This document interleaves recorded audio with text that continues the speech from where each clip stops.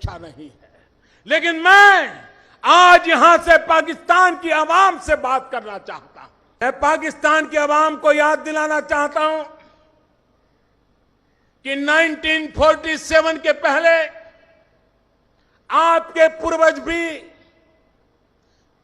इसी संयुक्त हिंदुस्तान की धरती को प्रणाम करते थे, इसी को अपनी मिट्टी मानते थे और उस हिसाब से आपके उन पूर्वजों की याद दिलाते हुए मैं आज आपसे कुछ बातें कहना चाहता हूं। पाकिस्तान की आवाम अपने हुक्मरानों को जरा पूछे कि पीओके तो आपके पास है, आप उसको भी संभाल नहीं पाते। कभी पश्चिम बंगाल, पूर्वी पाकिस्तान जो आज का बांग्लादेश, वो भी आपके पास था, उसको भी संभाल नहीं पाए।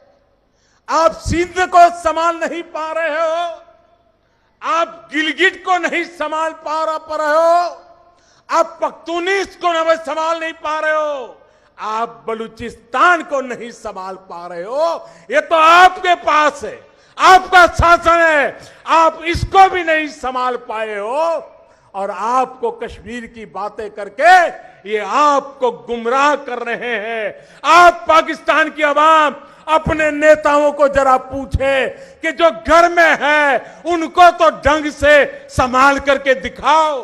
पाकिस्तान की आवाम अपने हुक्मरानों को जरा पूछे कि दोनों देश एक साथ आजाद हुए,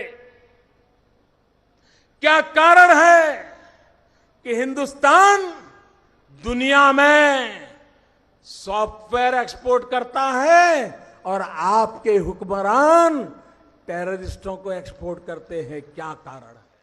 पाकिस्तान की आवाम से मैं कहना चाहता हूं, आपको गुमराह करने के लिए आपके हुक्मरान 1000 साल तक हिंदुस्तान से लड़ने की बातें करते हैं। आज दिल्ली में ऐसी सरकार बैठी है, मैं आपकी इस चुनौती को स्वीकार करने के लिए तैयार हूं। पाकिस्तान की आवाम, मैं आपको कहना चाहता हूं, हिंदुस्तान आपसे लड़ाई लड़ने को तैयार है। आओ आओ, हिम्मत हो, आओ हिम्मत हो तो लड़ाई उस बात की लड़े। आइए हम गरीबी को खत्म करने का काम करें, आप अपने देश में गरीबी को खत्म करने का काम करें, हम दोनों लड़ाई लड़े। देखते हैं सबसे पहले अपने देश की गरीबी कौन खत्म करता है। आओ, पाकिस्तान की आवाम इसको पसंद करेगी। पाकिस्तान के नौजवान आओ लड़ाई लड़े। पहले हिंदुस्तान बेरोजगारी खत्म करता है कि पहले पाकिस्तान बेरोजगारी खत्म करता है? आओ बेरोजगारी को खत्म करने की लड़ाई लड़े और देखें पहले कौन जीतता है। मैं पाकिस्तान के उन छोटे छोटे बालकों से बात करना चाहता हूं, आइए हम अशिक्षा के खिलाफ लड़ाई लड़े।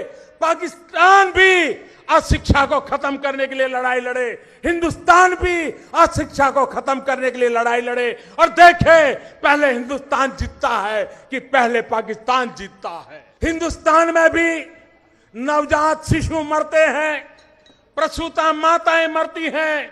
पाकिस्तान में भी नवजात शिशु मरते हैं, प्रसूता माताएं मरती हैं। आओ लड़ाई लड़े, नवजात शिशुओं को बचाने की, प्रसूता माताओं को बचाने की। आप बचा करके दिखाओ, हम बचा करके दिखाए, देखे कौन जीतता है। और पाकिस्तान के हुक्मरान सुन ले, हमारे 18 जवानों का बलिदान बेकार नहीं जाएगा। भारत सफल रहा है पूरे दुनिया में आपको अलग थलग करने के लिए और हम उसको तेज करेंगे और पूरे विश्व में आपको अकेला रहने के लिए हम मजबूर करके रहेंगे। वो दिन दूर नहीं होगा जब पाकिस्तान की आवाम पाकिस्तान के हुक्मरानों के खिलाफ, आतंकवाद के खिलाफ लड़ाई लड़ने के लिए मैदान में आएगी। मेरे प्यारे देशवासियों, हमारे देश का भविष्य शांति, एकता, सद्भावना से जुड़ा हुआ है।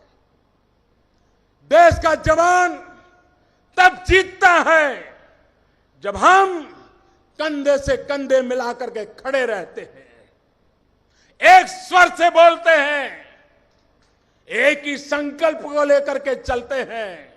आज 125 करोड़ देशवासी उस देशभक्ति के ज्वार से भरे हुए हैं।